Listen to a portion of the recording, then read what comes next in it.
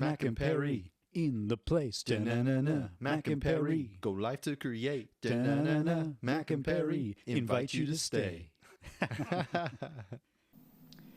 Welcome to On Location in Lethbridge here at Casa. I'm Michael.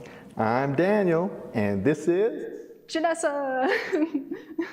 Yeah, all right. Well, thanks so much for meeting with us, Jennessa. Yeah, I'm really excited to learn about your art and your artistic practice and share some of your work. Thank you. Yeah. But yeah, I think to start, we always do a little like icebreaker segment just to get you warmed up and comfortable. So awesome. I will ask the first Lethbridge trivia. So my Lethbridge trivia question. Lethbridge is home to Canada's first A, irrigation pivot, B, most southern northwest mounted police post. We're going way back. C, publicly funded college, or D, slope mine. What would you say? I would say D. Slope mine, Canada's first slope mine, yeah. It was not. It was Canada's first publicly funded community college. Really? Yeah, so Lethbridge Polytechnic, which used to be Lethbridge College, which used to be Lethbridge Community College, was the first publicly funded community college in Canada, 1957. Yeah. Now you know. Interesting. I did not know that. My piece of trivia for you, Jennessa, is before it became the Galt Museum, the Galt was A, an observatory, B, a coal plant, C, a hospital, or D, a dance studio. C, a hospital. That is right. Yay. Yay, see, easy. No problem. Yeah. Daniel is directing a play with a local theater company that has primarily to do with what? A, objects, B, lighting, C, clay, D, textiles. Yeah, so he does talk about this a lot right now. It's on his mind a lot. He's very excited about it. It is object theater, so it's A, objects. And that is correct. Yeah. Feels good when we get those ones right, because we don't know what they are. They change every time. So the next game, it's called This or That, and we have this little hat, and there's a piece of paper, and they have two things on them, coffee or tea, cats or dogs. Yeah, and so if I pull it out, I'll ask you, and then you can answer what you like better. And then you'll ask me a question, and we might throw one to Daniel and ask him a question. So, all right, sounds good. I will start. Flowers or chocolate? Flowers. Yeah? Yeah. I like to preserve flowers or like dry them out. All right, we'll ask, you can ask me a question. All right. Pull one out. Yeah. Let's do this one. Shoes or sandals? Oh, that's a good question. Obviously, it depends on the activity. If I had to choose, I guess I would say sandals. I like very open and free, especially summertime, it's nice. Yeah. Yeah, if I'm imagining shoes, unless the activity, like maybe they're like dressier, or if I'm hiking maybe, but I think, a nice pair of sandals always feels great. So this one, have you played tumbling towers before? I've played like Jenga. It's the same thing. I'll give you the honors. All right. I will do, I think this one. Oh, okay. And that's number 15. 15, all right. Who's an interesting person that you've met? A lot of people. One that sticks out to me during my education was a classmate of mine named Dinah. She was really fun to talk to because we would have moments where we would have a lot of academic art-based conversations, and I would also support her whenever it came to her projects. She would be like, Jennessa, I have this idea for this project, but I really need some suggestion. Should I go down this road? Should I go down this one? So it was just really nice to support each other and also have those conversations. Yeah, I mean, for me, the first one that comes to mind, actually, funny enough, just yesterday and today, I'm hosting a fellow who's traveling through Lethbridge. And he's been on the road for 16 years. And he's been to like 120 countries. And oh my goodness, he's originally from Serbia, and he's just been everywhere. And he spent like, I think, 3 or 4 months traveling through Canada. So we had some great conversations, very interesting person. Lots of stories. Wow. Yeah. The next segment we do is just called the interview, and it's really about your artistic journey, where you've been and where you're going. And excited to learn. Awesome, yeah. Yeah. So, I guess we can start with just give me a brief overview of your art. It's definitely has changed a little bit over some time, but around the time when I came out of university, most of it was just focusing on dreams and their connection to our life, inner emotions, memories, and anything of that sort of the human psyche. So most of my work just is me taking very vivid dreams that I've had and spending time with them and developing a personal meaning and connecting them to memories that I've had in my life. And you're a visual artist, right? I'm kind of all over the place, but mostly I've been doing more ceramics and soft sculpture, so working with textiles and such. Great, yeah, I'm excited to learn more about it. I guess let's go back as far back as we can. When did you start making art? When I was super young. I think where more of my artwork started becoming, I don't like saying this, but taken like more seriously, or me taking it more seriously would be around kind of like the beginning of high school for myself. Was there a certain reason that you were taking it more seriously in high school? It was more because I wanted to improve on myself and just kind of like get better at proportions, get better at finding like painting techniques. For a bit, I was doing oil pastels in high school, and that was the medium for me that I was really excited to do and very confident in doing. So what sort of art classes would you be taking in high school? Most of it was just normal art classes that they have, like that you would take in high school. I went to Central Memorial High School in Calgary, and I was in the PVA program, which is the Performing Visual Arts.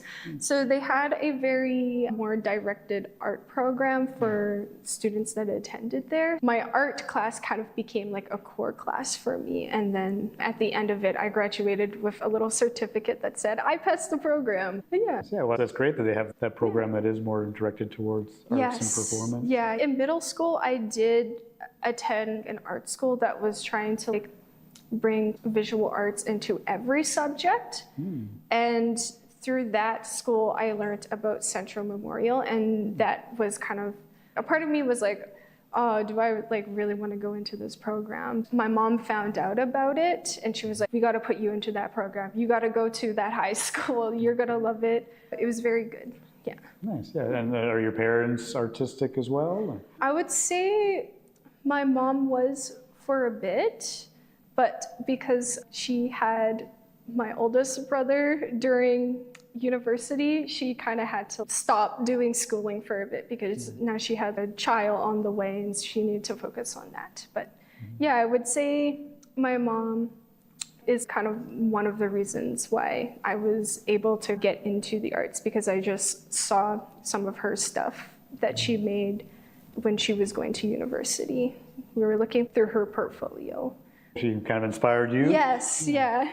Oh, that's great. Yeah.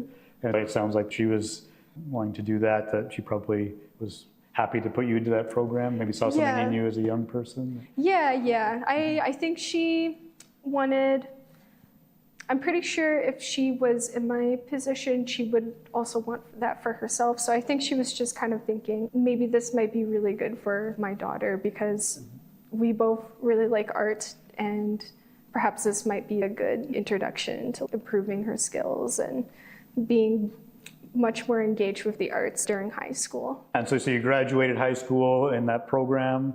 What came next? University of Lethbridge came next. I applied for the University of Lethbridge. Originally, it was a combined degree in fine arts and education. So the idea was to become an art teacher. And more as the years went on, I was kind of unsure about being a teacher, mainly because I just wanted to focus on my artistic practice. So then I decided to switch my degree to just a fine arts art studio. And I'm very happy I did that. What led to you coming to the University of Lethbridge? Did you have other choices? I think one of the reasons was because my older brother went here. So he graduated from the university. So he was like, yeah, it's a good school. Also, if you want to be a teacher, you should go to this university because their practicum hours are really good and the education you get there is great. During my years in the program, I came to learn that I also think that the art program there is very great, and it changed my world of view of art like dramatically. But yeah. Yeah, well, tell me more about that. Yeah. I would say kind of on my first year, my view of art was very narrow. I thought it was just more creating portraits. I kind of didn't have appreciation for mediums that I didn't like using or that I didn't understand, sometimes abstract art. I was very fortunate to have a professor who would ask a lot of meaningful or deep questions, and it was always during our critiques. And I would say those questions opened me up to a lot of ideas and to be more appreciative of other mediums. Yeah, well, I'm glad that you had that experience. Who was the professor that class was? It's a couple of amazing professors. Okay. That specific professor that I was talking about was David Miller. I've also had some other great professors that really encouraged me to be more ambitious with my artwork. Mary Kavna, or I hope I said her last name right. She really helped me out being more ambitious, especially with my dream installation that I did. She was very supportive and she gave me a lot of guidance and sense of direction and just, do this idea. You got this, you can do it. So she very much shaped my practice and my methodologies and the importance of researching a bunch of stuff for your artwork. Of course, maybe not for everybody, but for my practice, research is very important because it can very much enhance the value, maybe the political meaning behind it, and some technicalities. You mentioned your professor, David Miller. Do you remember any kind of an example of a deep question that would maybe be thought-provoking for you in your schooling? It's been 6 years. It's been a while, yeah. And it was on my first year, but I just remember coming out of every class and just his questions would really sit in my head, and I would always kind of try to dissect them and try to make sure I'm understanding the question or I'm formulating my own response to it and being really reflective. And your other professor, they encourage you to be more ambitious and do more research, and so it sounds like maybe that's where you kind of were figuring out maybe what your artistic practice could be like. Yeah, she was actually the one that inspired me to do more installation work. Before it was kind of sculpture, and then she was like, I think the next step is installation. And I think you should give it a try because there is something very ambitious and rich about trying to capture a dream and convey it to an audience. I feel like an installation allows you to kind of move into the environment with your body, while a sculpture, I feel like it's just staring at one object, while an installation could be you're looking at the wall, you're thinking of the ground, you're thinking of the sea, thinking of everything inside the room. So I would say maybe that is the difference between the two, but I definitely think they can play hand in hand with each other. I'm curious, you said at the very beginning that dreams are very much part of your artistic practice and that your professor helped you find that out, I think. Do you remember when that really became a focus for you in your artistic practice? I would say it was actually during one of my painting courses. It was a class where we were to take a few artists and kind of be inspired by their techniques. And I really liked this one artist, but I ended up being inspired by how the artist presents their work, and I thought maybe that would be great for capturing like a whimsical scenery, which is where one of my first few art pieces came in. It was the painting of a featherless chicken with a bunch of balloons tied and a bunch of mark making. But yeah, Okay. yeah. And then I would say it started as a painting, became a drawing of a dreamscape, and then it became into sculpture. So one of my pieces was a hand holding a betta fish, and another one was, again, the featherless chicken with the balloon tied around its foot. But yeah. But yeah, we're going to definitely see those pieces in the showcase and Yes. talk more about it. But as far as like the dream themes, are you like a particularly vivid dreamer? Do you have a lot of vivid, memorable dreams? Yeah, a lot of vivid dreams. I definitely sometimes will feel the sensation. So it's very vivid. Sometimes it can be really wonderful, whimsical things, and then sometimes it can kind of dissolve into disturbing anxieties that we have in dreams. I'm just super curious because it sounded like before or at the beginning of your university career, you were like, didn't necessarily have an appreciation for abstract art and different variations that you maybe hadn't been exposed to. And yet when I think of dreams, that seems like a very abstract thing. You use the word like whimsical. So I'm just curious if there's anything in that kind of thought there for you. I would say maybe you're just trying to figure out how to convey dreams, because again, they can be abstract. Sometimes you'll wake up just with remembering abstract feelings of what you had. Most of that is kind of some things that I have explored, especially with the idea of teeth falling out of your mouth, kind of those type of dreams, and just trying to figure out a way, how can I convey to the viewer that this was an experience, or how can I kind of give kind of that same sensation of the panic of your teeth falling out. Is that a common thing, the teeth falling out? No, it did for a bit. Okay. Because when I was born, I didn't have any adult teeth under kind of like my first front bottom teeth. Mm-hmm. So I had to, like later when I was like 18, I had to get them removed and then get an implant put in my tooth. So after that happened, there was a lot of dentists were telling me, you have to take good care of this. There might be in a future where you might have to replace it and it's expensive. Mm-hmm. So just kind of the stress of like, my teeth are gone. I have to take good care of it now so I can make sure that it stays in my mouth. So just kind of stress associated with taking good care of my teeth. Going back to your university experience, were there any other memorable times or experiences you had during your studies? I would say the critiques were the most memorable, because that was a really great opportunity for me as a person and as an artist to improve on my work and to further consider things, especially in my making process, such as, why did you use this color in your work? Or why are you using this medium? What's the purpose behind it? And that made me think more about the creation and just not randomly choosing things, and just being a little more thoughtful and purposeful with it. And I believe you would have done some exhibits or student showcases during your time at university. Tell me about that. Yeah, so around the end of my degree, there was a student group showcase at Casa. So I had two of my pieces in there. It was the chicken and the balloon, as well as the hands holding the betta fish. So the chicken is called Time to Let Go, and the betta fish sculpture is called I Can't Heal You. Mm-hmm.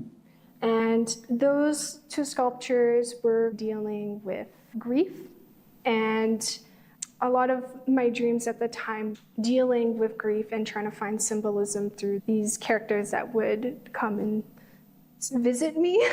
So I Can't Heal You is about dreams that I had about my betta fish that was sick, and he got so sick that I couldn't take care of him anymore. So I had a couple of dreams where he was in my hands and he wasn't doing really great, and I felt I needed to create a piece to think about how sometimes life can get out of control and sometimes you can't heal everybody, especially if they're sick. That's kind of what that sculpture was dealing with. And then the chicken one was also dealing with grief too, about the passing of my father. When I was in grade 12, he passed away from lung cancer. And this featherless chicken would kind of always visit me. And I can't really remember exactly all the details, but it was just a friend that would kind of help me handle these ideas of grief, especially losing a parent. So that character kind of became very symbolic to me about accepting grief and acceptance. Yeah, that must have been quite a significant thing to, like an exhibit to have. Yeah. And that chicken did end up going into an exhibition that I had at Casa just a few months after the student one for like their student platform showcase, where the university basically selects a student to put their artwork in. So I was very fortunate to get selected, and that was actually my senior studio work that I've been spending probably 4 months trying to craft up. For that exhibition, it was just kind of about replaying that scene again with the chicken and the acceptance and how whimsical the nature was, but also finding kind of this personal symbolicness to how the chicken has getting over grief or just accepting it. What was that like to have, to be chosen for that? I was very shocked in a good way. I was nervous, very happy, very fortunate. My hard work from working on that specific installation was getting paid off, so that was very nice, and I was happy to have it be viewed in the public eye, because before, in the testing stages, it was locked away in a studio. Only my peers and my professors could see it, but now the public could see it, so it was, whoa. Did you get any feedback in the public? Most of it was really good. I heard a lot of people say that they really liked the blue color that I had. It kind of made it very void. I've had people tell me that they were curious about the mark making that I've made on it. People came by and was asking me questions about it. Is this a language? Are you writing something? And I was, no, I'm not writing anything. This is just marks that I'm making, but the way how I make the mark feels you're almost writing a bit. And I thought that was interesting, because in dreams, we might see newspapers or books, but the words might be so distorted that we can't understand it. So that was the idea of the mark. Looking like words, but you can't comprehend it because it's not actually a language. Interesting. Yeah. Cool. One question we try to always ask, now it's going to come out of nowhere. How do you feel your artistic practice has influenced your everyday life? I would say that it has allowed me to make more connections with the art community and being more open to learning, improving, and appreciating other art styles and mediums compared to when I was younger. So I feel like it has very much impacted the way how I communicate with people and appreciate other people. I'm super excited to dive into our showcase segment with you. Awesome. And I just really want to touch on briefly the time to let go piece that we talked about a bit with Michael. One of the things that really captured my imagination was just this idea of critique and how that sounds like it was such an important part of your university career. What is your relationship like with criticism, and what does that mean in the context of your artwork? I would say it's very healthy. I'm very fortunate to be the type of person that always wants feedback. I want to improve, I want to do better. I love learning. So whenever it comes to critique, I get very excited because I get to show what I've made. And at the same time, I get to learn from people of how I can improve on it. It sounds like criticism in this context is not just like negative things or things to fix, but it's also, people acknowledging what they're seeing, for better or worse. Yeah, and it sounds like you maybe have some freedom to do with that information what you will, right? Yeah, definitely gives me an idea of what their first impressions are of a piece, and it's like, oh, I was successful in capturing perhaps this, or oh, I need to kind of push this a little further to get this point across better, or maybe this went into a direction that I totally did not want it to go into. So Right. I'm always interested in hearing what people have to say, and I may be nervous to display my artwork, but that just comes from excitement. Yeah. So I'm not scared of criticism. I want it. Yeah. We'll kind of move along onto our next piece that you kind of shared some images with, which I believe was Falling Out. Yeah. What can you tell me about that piece and what is happening with it and in it? Yeah, so that piece was actually made at the Gushel residency. It was a award that I won through the university, where I sent in a proposal to the art department and got to spend a month with another student at Crow's Nest Pass at the Gushel Studio House. So that was really great. That piece was made there. Basically, during my time at the Gushel residency, I did have a lot of dreams where my teeth was falling out because I was a little stressed out. I was like, I have to make the best artwork here because I have this wonderful space. So in response to that, I was like, okay, this is the first step that I have to go. So the hands are made out of clay. The tooth is made out of a porcelain clay called polar ice. For those who maybe use polar ice or haven't, the clay is very difficult to use. The texture is kind of like cream cheese while working with it. So it's very soft and flimsy and sometimes hard to work with. Right. But yeah, so that tooth was based off of my tooth implant that I have, and just kind of the anxieties of trying to make sure that doesn't fall out.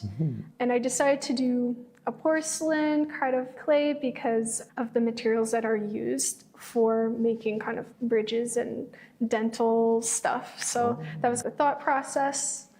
And then the string that comes down from it was to be symbolic of a nerve. So just to be, ooh, your teeth are falling out. That sounds painful and not fun. But also a childhood drawback to using dental floss to pull out your teeth. So Did you do that? Did your brother do that? yeah, he did. Yeah.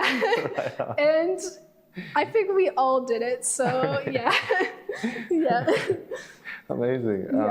I'm really curious because you mentioned that research Yeah. is a really big thing for you. Yeah. And so I'm curious in that context of, you have a month-long residency at Yeah. this beautiful space Yes. and all the pressure that maybe comes with Yeah. that. So that could be a whole other thing that we talk about. But did all of that research for that piece occur during that time? Yes. Yeah. It was all over the place because it was me trying to figure out what I wanted to do, how I wanted to convey it, and then what research do I need to make sure that I am convey it to like my best of ability or best of ability. Yeah. Sometimes it came down to just researching dental history, researching dreams and their connections to inner emotions, memories, and anxieties. So a lot of dream contemporary theories, especially with Carl Jung. So just reading that and then trying to apply that into my work and then creating a personal thing. So it goes through a lot of transformative sections. What is that like, leaning into those things and be like, hey, I'm having these dreams about this thing that is, what is that like? I would say it's kind of, you just have to embrace it. For me, of course, trying new things, you'll get shy. You might lack a little confidence, but you just kind of got to push yourself through and just remind yourself that, you're going to make mistakes. You're still learning, but this is also a great opportunity for improvement. So that's what I decided to lean towards when I was making that piece. Just, you got to make it. You got to do it. But To the best of your ability. Exactly. Like you said, If it doesn't come out perfect, well, it's never going to come out perfect. Right. You just do your best. learn from it and improve from it. Yeah, So, I think that's a really wonderful sentiment Yeah. from somebody so early on in your career, right? Yes, To have yeah. that mentality. Yeah. Because I think, it just allows you to do more things potentially. Like, Yes. Hopefully you won't get in your own way as much. So Yeah. we'll move swiftly along to another piece. All right. I think you sent us a few images of this, but dream language. Yes. What can you tell me about that piece and what's going on in it? So Dream Language was an installation piece that I was making during my senior Studio 2 course. It was the final course for basically exiting the program, where it was very self-motivated. Yeah, let's go. I'm done. Yeah. So it was a very self-motivated project. And I spent about 4 months just painting walls, making a bunch of mark making, and trying to develop kind of a scene or an installation scene of a dream that I had, going back to that chicken and the balloons, and just trying to, I guess, bring the viewer more into the work. But one of the challenges, especially when I was trying to put it into Casa, because it was away inside a studio space at the university, out of public view, was trying to take this whole big installation and put it into this display. So the space was different. I didn't have a lot of space compared to the one that I had at the university, but I also had to kind of take elements from that space that I thought worked well and then put it into this new one. So that was challenging, and trying to make sure it keeps conveying that message still with Right. it. Yeah, it sounds like that sense of adaptability. Yes. Being able to adapt to different spaces while still holding true to the piece that you made. In terms of organization, it's all over the place. I try my best, but I think ideally it's just come up with your research, sketch out your idea, and then do some tests, and then see what works, and then just give it a try. Sounds organized when I say it like that, but in reality, it's more chaotic. And how do you cope with that? Because I'm sure it changes, right? Project to project too. Yeah, I think the best way to cope with it is, of course, taking breaks. Just finding some type of flow to get into, whether that be listening to music, listening to a podcast in the background, just to get you into that headspace that, okay, I'm gonna do this work right now and I'm gonna get it done. And I'm gonna try to do this much, and if it's not completed, then I can always come back tomorrow and complete the rest. So just being very resilient, motivated, and of course taking breaks when you feel like you're getting frustrated. I mean, from that, is there a sense of autonomy? Because it's like, do you have access to the studio space typically whenever you want? And does that help? Yeah, there's a lot of autonomy. Yeah, so it was really great for those late night sessions when I was like, wait, my critique is tomorrow and I need to get this done. Right. So yeah, but also just there was a couple of moments where I've had my partner come and help me, and that really helped out with some of the stress too, where I had him give me a casual critique and ask them, what are some things that are working, or what are some things you're seeing, and then he would tell me, and then that would just help me stop being hypercritical and then just calm down. Is your partner an artist? And what else can you tell me about casual critiques? He's an artist, but he's a music major. So a different type of art, but it's very interesting to see a non-visual artist give a critique on visual art, because they're a little more, I find, honest. Yeah. A casual critique, I view it as just something to tell yourself, this is not serious. I can take or use advice that I feel that's appropriate, or just use advice that I think will not help me. So it's just very casual compared to when you have a class and a critique, and this is stressful because I have my professor marking my work, but I have this person coming in who's not in my class, who's not marking my work. So it's more calm. Yeah. And are there any other examples of leaning on close relatives or good friends to help you throughout your creative process? Yeah. Again, my partner, other people would be peers that I've had, like my classes. Mostly just talking to them because we have the same course and we know what the project is, and that really helps keep you on track. And I found that sometimes a lot of my peers would come to me for advice. So that was really nice, and it just gave me warm up or practice for more formal critiques and stuff. I think my last question there was just, are there any other thoughts about being that person that people come to, and what do you feel it takes to be that person? You need an open mind. You need to be very honest too, but also in a way that isn't too brutally rude, because sometimes working with people, some of them are like very open like me, and then some people are very like, I don't like this. So you kind of have to judge it on that, and when is the appropriate time to be honest to this artist.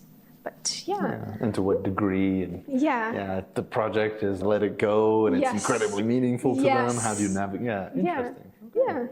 Awesome. Well, thank you so much for your insights. This is pretty much all the time we have. Yep.